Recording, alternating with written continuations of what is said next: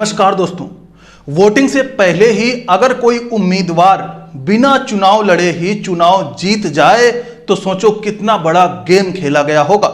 जी हां दोस्तों, मोदी जी के शहर गुजरात के सूरत में 7 मई को यानी तीसरे चरण में चुनाव होने थे, लेकिन चुनाव से पहले ही बिना वोटिंग के ही भाजपा प्रत्याशी मुकेश दलाल को विनर घोषित कर दिया गया। ऐसा नहीं कि विपक्ष में कोई उम्मीदवार नहीं थे, आम आदमी पार्टी के समर्थन से कांग्रेस भी पूरे जोश से लड़ रही थी। कई निर्दलीय उम्मीदवार थे, यानी कुल मिलाकर टोटल 9 उम्मीदवार सामने से लड़ रहे थे, लेकिन सब के सब ने सिलेंडर कर दिया, या फिर यूं कहें कि सिलेंडर करवा दिया गया। कैसे हुआ पहले यह जानते हैं और फिर यह भी जानेंगे कि क्यों हुआ।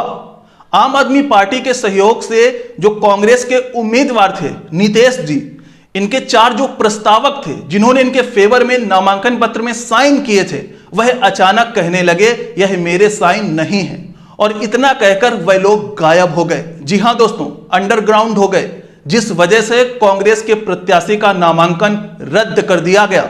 इसके बाद बाकी के जो 8 और उम्मीदवार थे उन्होंने भी एक एक करके अपने नाम वापस ले लिए।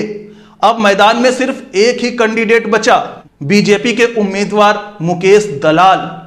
अब मैदान में सामने से कोई लड़ने वाला नहीं बचा था, तो बिना लड़ाई के ही यानी बिना वोटिंग के ही भाजपा प्रत्याशी मुकेश दलाल को विजेता घोषित कर दिया गया। सीधे तौर पर कहें तो भाजपा ने अपने खिलाफ किसी को खड़ा ही नहीं होने दिया। दोस्तों, अब बात करते हैं ऐसा क्यों हुआ। उसका कारण यह है कि सूरत में टेक्सटाइल इंडस्ट्रीज है और वहां के मजदूर और छोटे व्यापारी भाजपा से बहुत नाराज चल रहे थे। यह तो एक कारण है। दूसरा कारण यह भी था कि राजपूत एकजुट होकर इस बार भाजपा को दरकिनार करना चाहते थे। दूसरा यह भी बड़ा कारण था।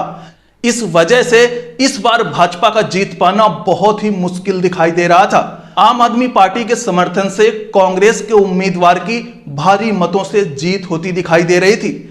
इस वजह से साम दाम दंड भेद सारे हथकंडे अपना लिए गए।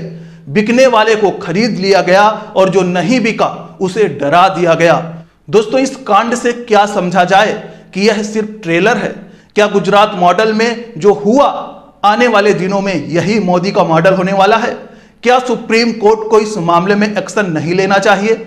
मोदी जी जिस तरह हिंदू मुस्लिम मंदिर मस्जिद कर रहे हैं, क्या इस पर रोक नहीं लगनी चाहिए? पहले जब उनकी सरकार थी उन्होंने कहा था कि देश की संपत्ति पर पहला अधिकार मुसलमानों का है।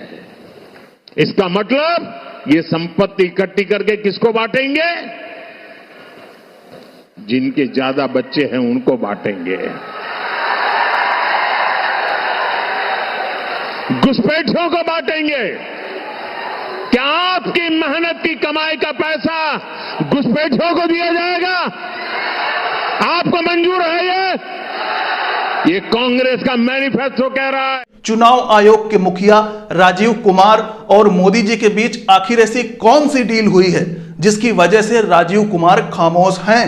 क्या वाकई भारत का लोकतंत्र खतरे में है? अपने एक वोट की ताकत को समझें और इस बार लोकतंत्र को बचाने के लिए वोट जरूर करें। नमस्कार।